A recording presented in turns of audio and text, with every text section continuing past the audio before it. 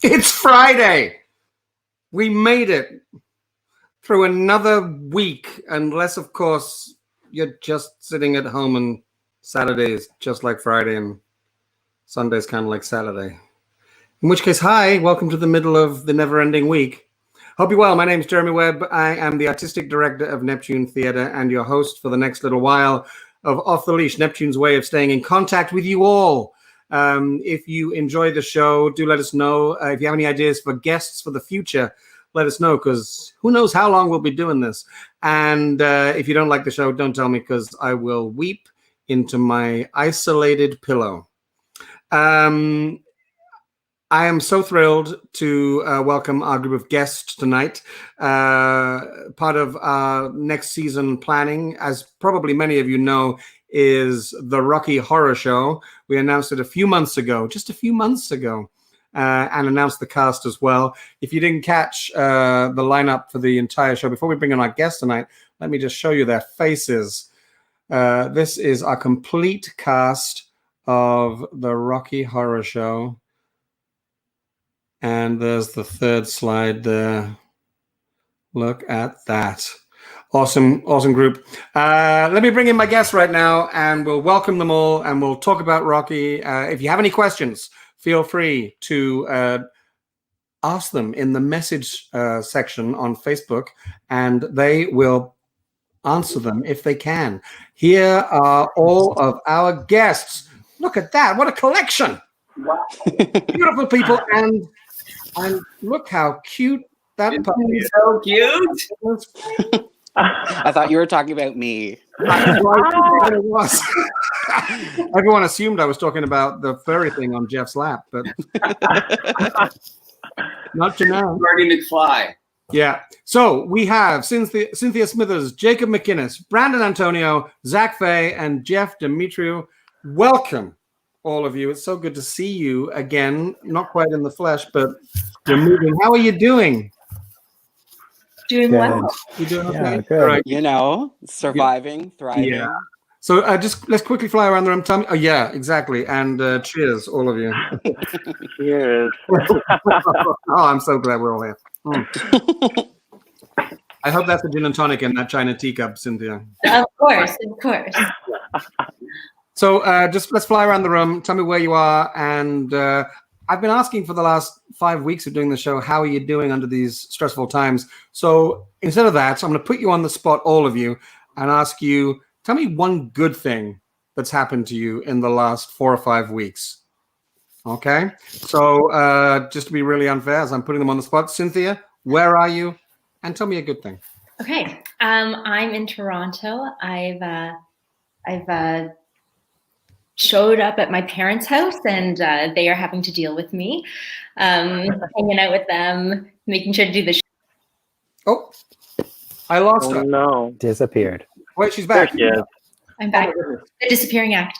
I am actually wearing pants. Congratulations. And my favorite slippers. Awesome. And one good thing that's happened, I mean, I feel like there have actually been a lot of great things that have happened through this period, but I've started teaching more and more ballet and connecting with old friends and people across the planet who are interested in taking ballet classes. So that's probably been one of the most exciting things for me. Awesome. Very well. It's really great to. I mean, obviously, I saw you at the. We connected through the auditions for the show, but I want to talk in a little bit about all of your history with Neptune.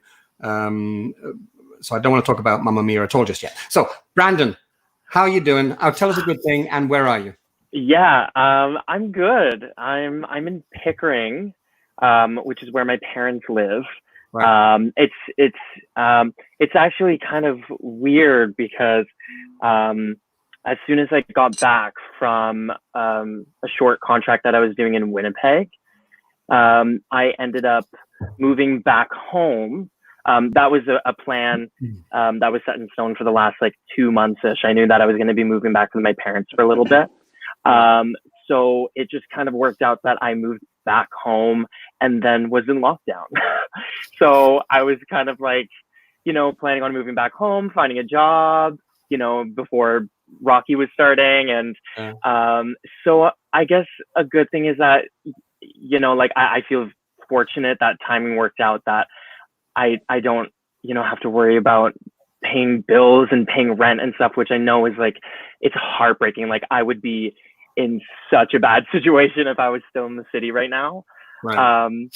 So yeah, like that's like I feel very fortunate that timing worked out with that.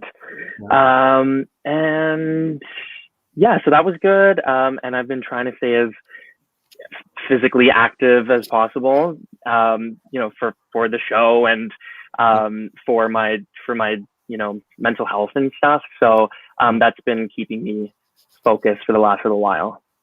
Yeah, I got to say that for the first 4 weeks of isolation, I did absolutely nothing, and I gained a COVID 25, like full on.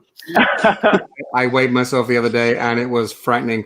And so I'm now walking an hour to an hour and a half every day for the last week, trying to get rid of it again. So it's been my usual hard. level of unhealthiness. It's been hard to stay motivated, because, you know, I've always, if I was ever active, I would be going to the gym, and it's just like a different mindset when you go, because like you take the time to like pack your bag and you go, and you're like, I'm here now, so I have to do it. Yeah. Whereas I'm like, my bed is right here, right? So I could like just go back to bed. Yeah.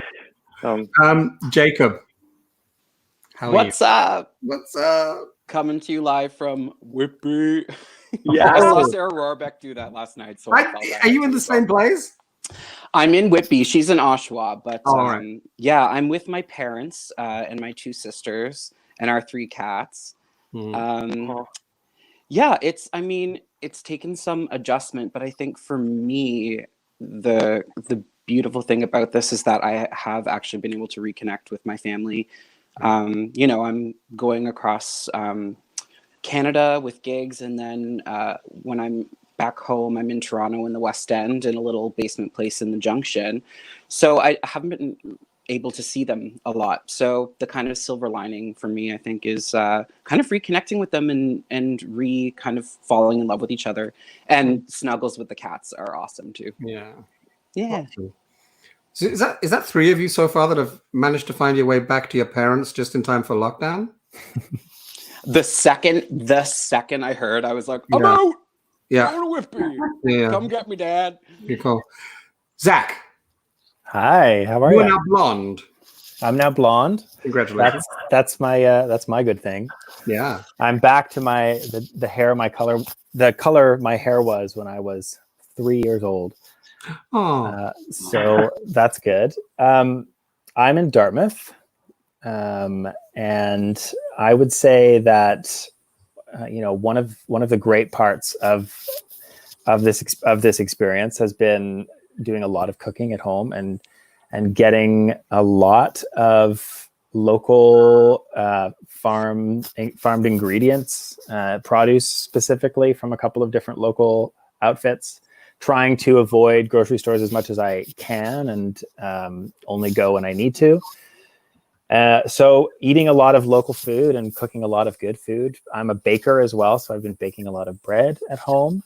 So yeah, I've just been doing a lot of cooking and a lot of little projects, and you know, connecting with my family, my son and my partner. We're just hunkering down. Cool. Bread has become the thing, hasn't it? I mean, in the last 7 weeks, the making of bread. Everybody's making bread. I just want to say to everyone in Halifax or Dartmouth, if you are short on flour, the other day I was at the superstore doing my very, very appropriate one-person shopping, quick in and out shop for our family for the week. And we don't actually need flour, but I saw a bag and I bought it because I've seen a lot of people online saying, I can't get flour, help me. So if anybody out there needs a bag of flour, drop me a line if you know the email. I can hook you up. And if anyone knows where to buy yeast, please put it in the live comment so that I can find yeast. Let's help people now. Now we're a community. Well, one of the big bread trends is sourdough, for which you don't need yeast. So you could create your own little yeast with just flour, as long as you can get flour and have access to water. Oh, Thank do that. you. Okay. But yeast Next also, week- depending on what you're making, you Yeah. might want yeast. Yeah. Next week on Cooking with Actors, we'll be learning how to make a sponge cake.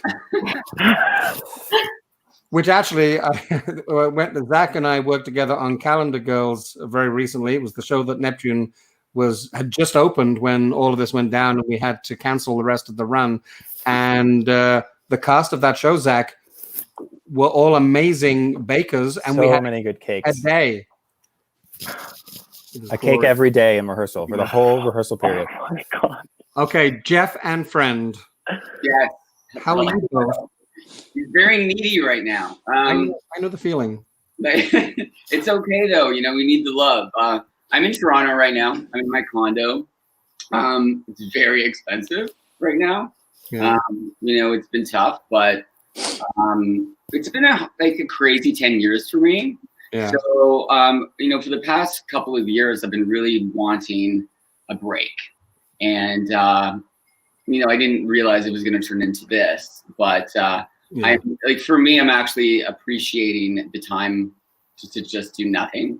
And I've been off social media for a good 4 months now. And the plus is I get to spend a lot of time with him because I travel a lot. So Right. he's not going to know what is going to happen. You know, he's going to be so shell shocked when everything gets going again, maybe in 2022. So, you know, so I know, I hope not. But it's hard because I've lost 6 contracts all the way to September. Jacob, you want to cut in? Oh no, I just had my fingers Oh, crossed. right. That was not going to be a reality. Jeff, I got to ask, what is your dog's name? Marty McFly. Marty McFly. I just before I came down to start the show, before we put our kids to bed, we were introducing them the last 2 nights for the first time to the TV show Fraggle Rock. He looks like Fraggle Rock. And he's identical to the Fraggle Rock dog. Yes, he is. Dog, isn't he? Yes, he is. He's perfect. I'm going to show my kids this video tomorrow morning when they get up and say, look who I was talking to last night. Right? The Fraggle Rock dog played by Marty McFly. There you go. There you go. All right, let's switch gears now and talk a little about the Rocky Horror Show. Before we do, comments have been coming in at a fast rate. So let me just throw a few. Alison Palmer, one of our loyal regular viewers, wants to say hi to Cynthia there. Hi. And such beautiful, aren't they though? Hi, Laura. Hi, Laura. Breton, of course, is in the show with you. Hi, Breton. Hi, Breton.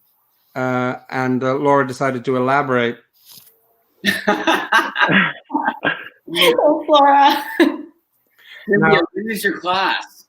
Pardon me? When is your online class? I teach a ballet basics class on Tuesdays at 5:30, and it's through the Toronto Dance Collective. And then Fridays, usually at 7:30, although today I did it at 2.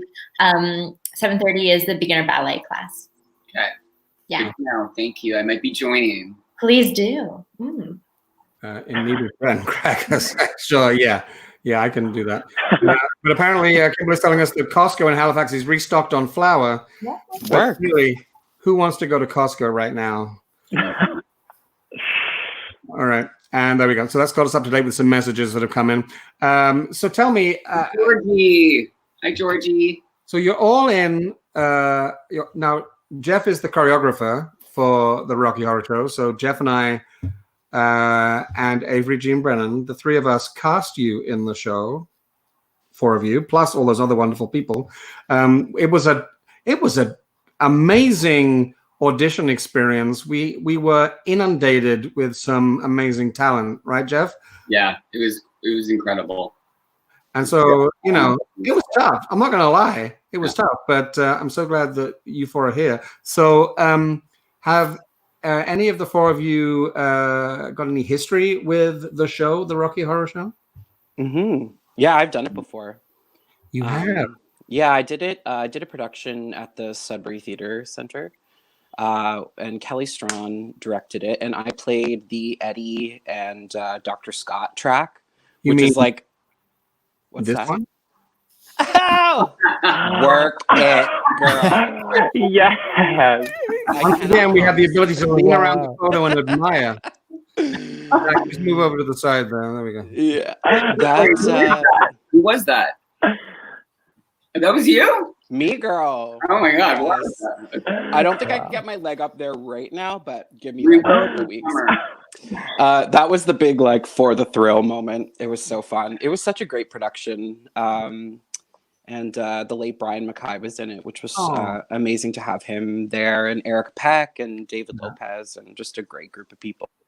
But what an amazing show. Like for me, Rocky Horror, I had just kind of chalked it up to this, okay, people do it and it's this campy thing. And I had never really been interested in kind of looking at it deeper. But once I got the show and I read the book for it, I went, oh my God, this is deep. And then I kept reading it over and over and, started to sense layers of like, even like Nazi Germany and the Jewish people. And so I was like, okay, this is a lot deeper than what it might kind of appear at first glance. So I really fell in love with the piece, and of course fell in love with Frank, and pleased as punch to be doing it.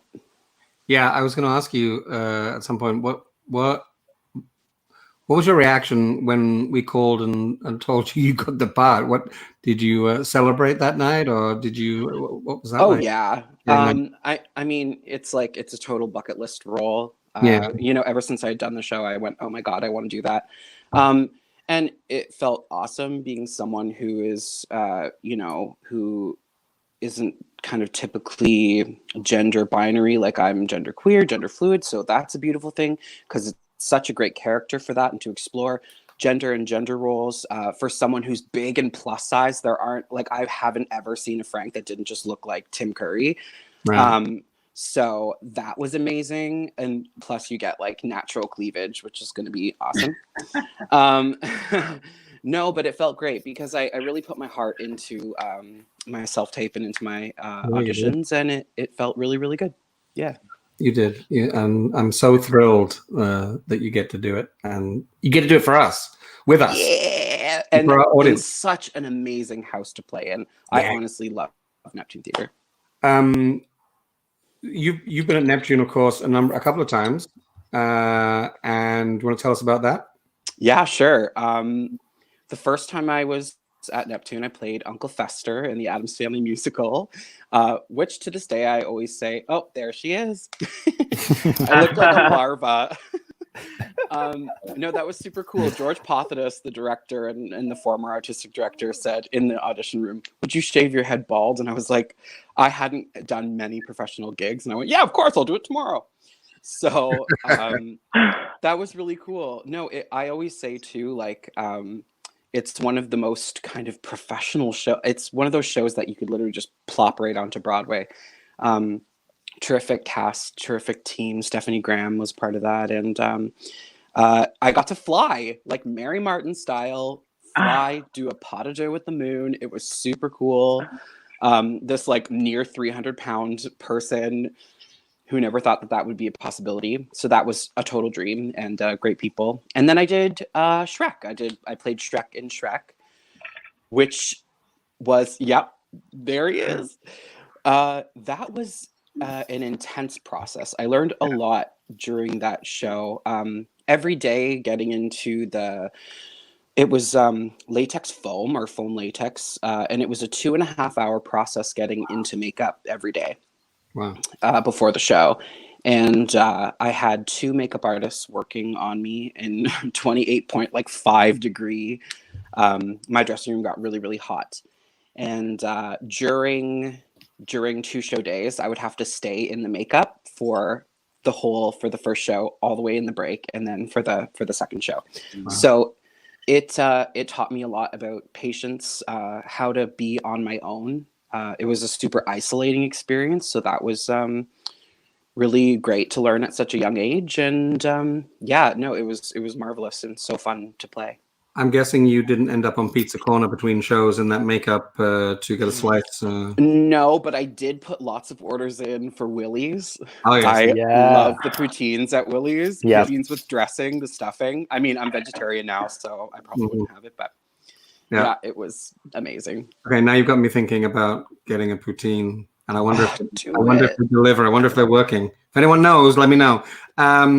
Of course, you just mentioned flying. Brandon has some experience of flying on that very stage. Yes, I do. Recently, tell us about your Neptune experience. It's more recent. Yeah, mine was more recent. I was in the holiday production of Peter Pan this past winter. And as Peter, of course, I get to fly numerous times throughout the show. That was wild. That was a crazy experience. It was my first time getting to fly. Yeah, there's me. And it gorgeous. was so much fun. Again, because of my track, because I came in about, I want to say maybe like 40 minutes into the first act. Yeah. Again, sort of like Jacob was saying, like my track was a little bit isolating as well, especially because I had to be in the harness the whole show through. Right. So that was choreography, like just standalone scenes and stuff in the harness underneath the costume, which obviously over time my body got used to. But it was a bit of a shock at first, and it was sort of isolating because I had to take really good care of myself. So I couldn't just be, goofing off backstage or doing, doing stupid things and not thinking about my body. So again, a big lesson for me early on in my career, which I'm very thankful for. And yeah, I guess that's the only other show I've done at Neptune, and the auditions. Have you done Rocky before? Have you ever been involved in? No, I haven't. So it's super exciting, and also my first introduction to Rocky Horror was not that long ago. I saw the movie maybe 2 years ago. Right. And my roommate, he was he works in the film industry. And we also did theater together in high school briefly. And he was like, it's Halloween, like you need to watch this. Like, I can't believe you're like in theater and you've never seen this. And I was like, okay, let's do it. So one night we put it on, and I was like, afterwards I was like, what the hell just happened? Yeah. Like, again, like it's just like so much like stimulation, I guess. Even just in the film version, I know, there's differences, but again, like Jacob was saying, there's so much humanity, and there's so much more to the story if you really kind of delve into it. Cynthia and Zach, am I right in thinking that the two of you have never actually met, and yet you're about to play Janet and Brad, or Brad and Janet? Yeah, That's true. Yeah. I think I caught that in an email stream the other day when I was messaging all about doing the show, and or in a Facebook stream, I can't remember. And you said, "Hey, we've never met. Hi, nice to meet you." I was like, "Oh my goodness, of course." Brandon, did you know these other folks? And Jacob, did you know them? I met Jacob, I think, like at a college party. I think he was visiting a friend because we're years apart from Sheridan graduating classes. But yeah, like I've never met Cynthia or Zach, and then met Jeff obviously at the auditions. But it's been a while since I've seen Jacob. I think I was maybe like in second year of college when I met him. So well, and the trip of social media too is like you think you've met people because you've seen their faces over years and years and years. Like Cynthia and I'm sure had met at some point, or we didn't. I don't know, but we got to connect in a great way at the auditions, the dance call on that blizzard in Toronto. And then Zach, your face is so familiar. I feel like we've met in person before, but it's the social media time warp. So I'm excited to get to know everyone better. Mm-hmm. Yeah. Zach, so is this your first time involved in the Rocky Horror Show? It is, yeah. This would be my first time doing it. You did an amazing audition. We obviously, because you got the role. I guess it's obvious, but I was really impressed and really happy as well to have you in it, especially because you were already in Calendar Girls, and I was like, yeah, this is Zach's time. So what is it? How do you prepare for playing such a everybody knows the movie, or I shouldn't say everybody, but most people know the movie. With something like a role like that, do you try and not watch the movie and create your own Brad? Or I guess that's all through working with me as well as the director, but any thoughts on that? Yeah, I mean, I guess time will tell when we do it. But for me, it's interesting because I think Brad, when I've watched the film, I've almost completely ignored him. Every time I've watched it, I've just been like so enthralled with Frank and it's sort of the spell that Frank casts. But when I started to think about submitting for the audition, I was like, who would I play? And thinking about that, I was like, oh, it's so obvious that I would play Brad. That's just who I am, this sort of kind of like straight and narrow kind of guy at first glance who sort of gets his world cracked open and is challenged in so many ways, and is just his whole like sexual awakening happens in this show.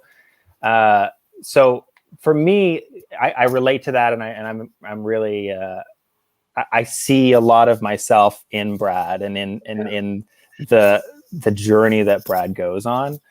I think that it's kind of a fun role to play too, because I assume because he kind of just gets taken over and is horrified, and this alien has completely flipped his expectations of what sex, of what relationships might look like. So I'm so excited to think more about that. Yeah. And is it similar for you, Cynthia? Had you done the show before? No. Yeah, I'd never done the show before, and it's actually a show that I grew up, or the movie I grew up watching. I think I probably watched it for the first time when I was like 5 or something, because my parents would put on like Monty Python and all sorts of things that people might not think are appropriate for little kids. Right. And I guess it was just kind of a part of my life, but I never imagined that I would do the show. I didn't really see myself in it. I just appreciated it for the joy that it brought to me. Yeah. And the crazy thing is, it was about a week and a half ago, I was watching the news, and at the end of the news, I was just flipping through the channels, and I came across the Rocky Horror Picture Show. And I was like, oh, well, I haven't seen this in a while. I have to take a look. And it brought so much joy, but it was also like, there's an incredible amount of heart in the show, which really, I think I didn't appreciate in the same way as a child, but now as an adult looking back, it really touched me. So yeah, that's just so exciting. And of course I saw the Stratford production 2 years ago, lots of good friends in it. And it's just so nice to come back to something that as a child I didn't really understand, but enjoyed. And now I can see the layers and appreciate the layers, and very excited about it. I'm really excited the fact that, Cynthia, you were in Mamma Mia, which was the first show I got to direct as the AD of Neptune. Yes. Zach was in Calendar Girls, the last show I got to direct. So I get from each end of my career at Neptune so far, assuming I still have one. I'm going to be positive. We all have one. But, putting it together. So I just want to give people a little visual here. So for those people that are watching that come to Neptune shows, here is Zach in the Calendar Girls. Is there? Zach actually played Lawrence, the dude that took the photos in the calendar. Zach, do you want to tell us a little bit, very briefly, about that process for creating even just that sequence? What was that like? Oh, that was so fun. I was there. I know what it was like. Took forever. It was so fun to do. It was so hard, I think.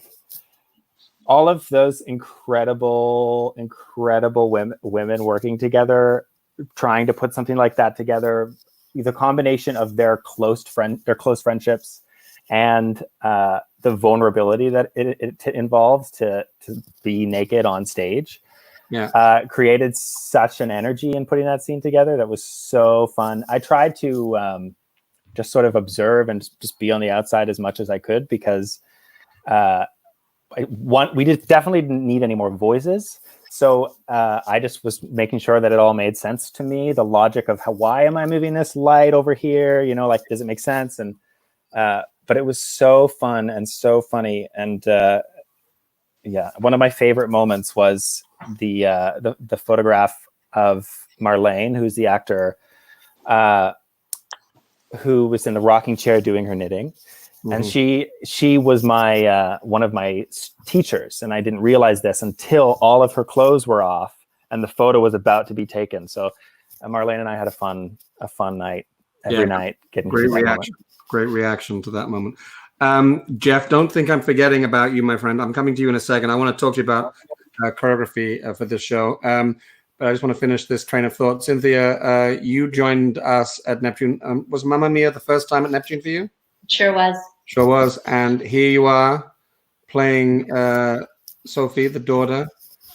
Look at those two behind you. I think. Yep. Trudy and Jazz. Trouble. And with Sarah Obrecht when she ended up going on. And here's a nice dance moment. I can see you there you're under the moon. Oh, yeah. And you were great in the show, and of course that show was very successful for Neptune. As I have no doubt that Rocky will be as well. Okay, Jeff. Yeah. Tell me your history with Neptune, because I have been on stage with you at Neptune. That's right. And here we are, how many years later? Oh my God, time, I have no idea. Yes. Yeah, long time ago. My first show there was White Christmas. Were you at Christmas? No. Okay, so we did the producers together. Yes. Right? And so that was the last experience I had there. I don't remember too much about it, to be honest. I was partying a lot, so. Yeah, you are. I know a place called what is it called? Rejections or Reflections or Rejections. Rejections is what Reflections was, but can confirm. They are there, so that's all I really remember about those shows, to be honest. Yeah. But I do remember the crowds at Neptune being really great to perform. Yeah. So I'm excited about that. You know. Yeah, and I was thrilled when you got in touch with me a year or so ago and said, "Hey, I'm choreographing, and if you need me for something."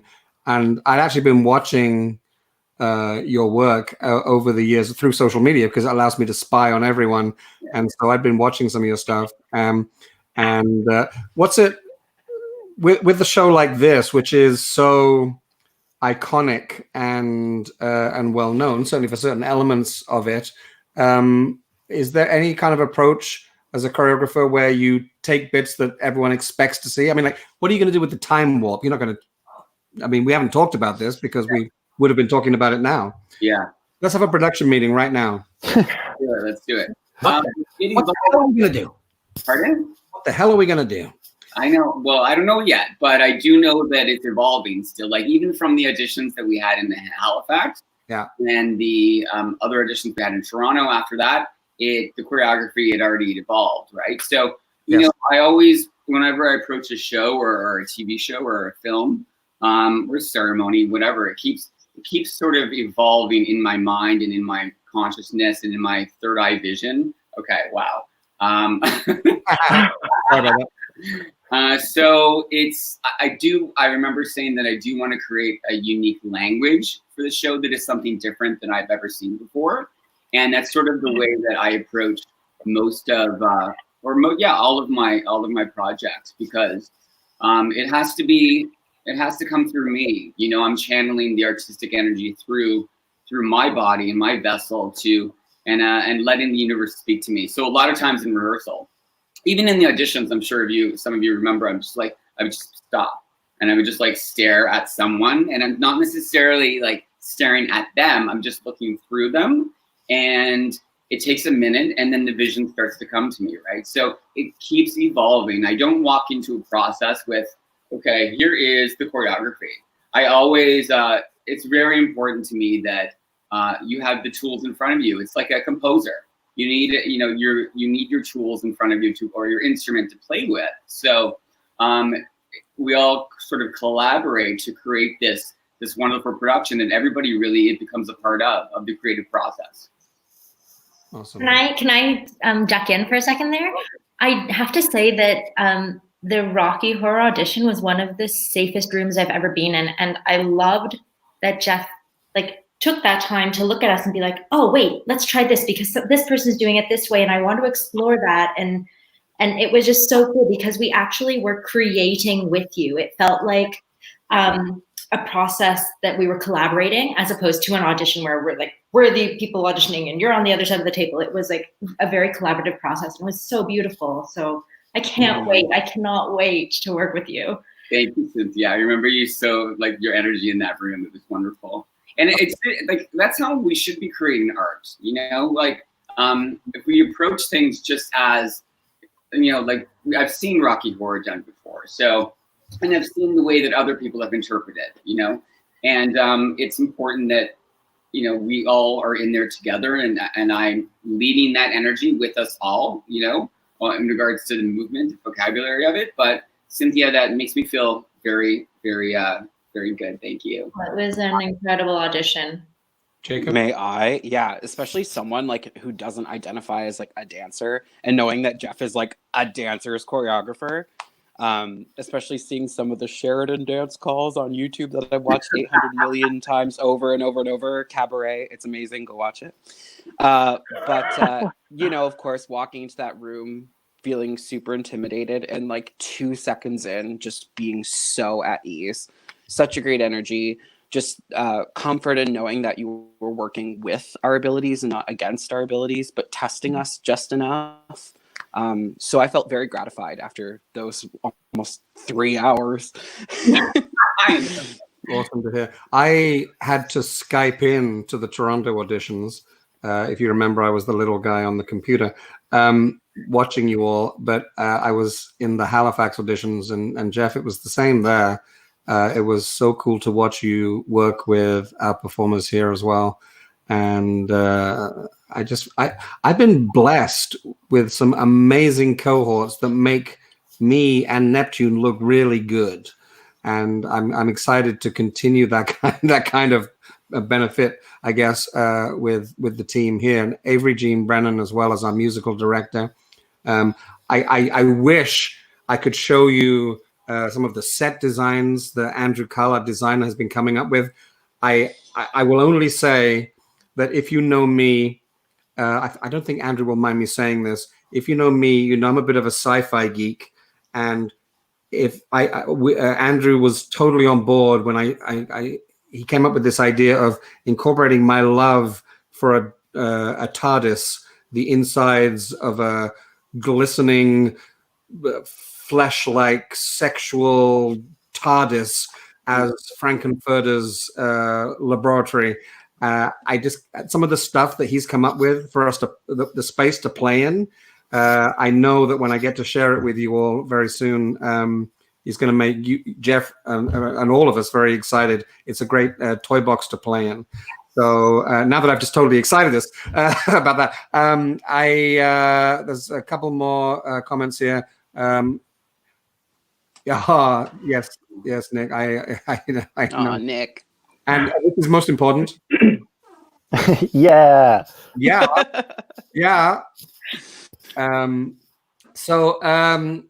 She's just downstairs. I know. So the show has we're almost we're overtime. I've been overtime every single show. So a few more minutes. The show has a long history of audience participation, which of course we will encourage and look forward to. I'm hoping that somebody is watching this little talk show tonight in costume for the show. And if you are, post a picture on the message stream underneath here proving that you're watching this tape somehow. And if I think it's a great costume, I'll get you a ticket for the show. Just one person. All right. Or two. I'll get you 2 tickets when we do the show. That'd be fair. Work. Right? Time to have a guest. Work. I'm now going to get into a lot of trouble for doing that. But anyway. Everybody quickly go get dressed up right now. I know. Well, you know what? It airs on Facebook and YouTube for the next little while. So really, who's to know? But I want to see people participating like we do in the show. There are all kinds of things. I actually printed them out so I didn't forget any. When a toast is proposed, the audience throws slices of toast. There are rubber gloves. There's rice thrown. We don't want the rice in the theater. That'll get everywhere in the carpet. It'll be awful. People shoot water guns. People shout out things at you. Now, if there's is it Troy that's playing? Yeah, Troy plays a character who gets shouted at a lot as the narrator. Every time somebody mentions Brad's name, they get called an a-hole. Every time Janet's name is used, you get called a very shameful word. You can say it. It's okay. I'm saying it in context of the show. You get called slut, and every time that we're going to say anticipation, we get a lovely. Everybody shouts out, "Say it, say it!" So there's lots of audience participation in there, and I think Megan is correct. I think umbrellas and coats are indeed the order of the day. Have you ever been in a show that has that much audience knowledge before coming and involvement? Maybe not like previous to the show knowledge, but definitely lots of call outs in children's theater. Yes. Doing a lot of shows at young people's theater, just like constant call outs. See, this isn't really in that genre. That's from YPG's production of Rocky Yeah. So here's exactly. Here's a lovely shot of an audience. I think that might be in the movie audience, but nonetheless, I'm kind of hoping to see Neptune subscribers stepping up to the plate for our production. Oh heck yeah! Mm-hmm.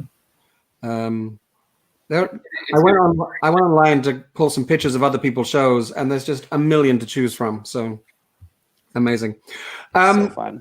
Our time is up. I want to thank you all for being here. Before I go, I've got to play you something. We're doing a lottery at Neptune. Every year we do one. This year it kind of got destroyed to a certain degree in that the prize was a trip to go to Toronto to see Come From Away and Hamilton. So what we've been able to do is get the value of that prize and turn it into cash. And you can then use it for any kind of trip or any kind of activity when you are free to do so. So I'm just going to play you this.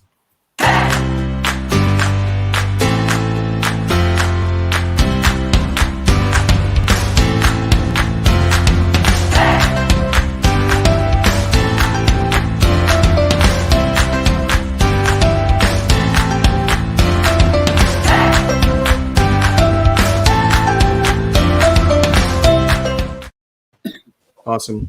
So do check in about that. You can get the tickets at the Neptune box office. We are now going to announce the guest lineup for next week. On Tuesday, we're going across the causeway. Yes. A whole bunch of theater creators from Cape Breton. Wesley Colford from The Hat, Pam Leader from the Savoy, and Hannah Zeese from Theatre Bedeck will be chatting with me about their time over there and how things are going at this time and what their plans are.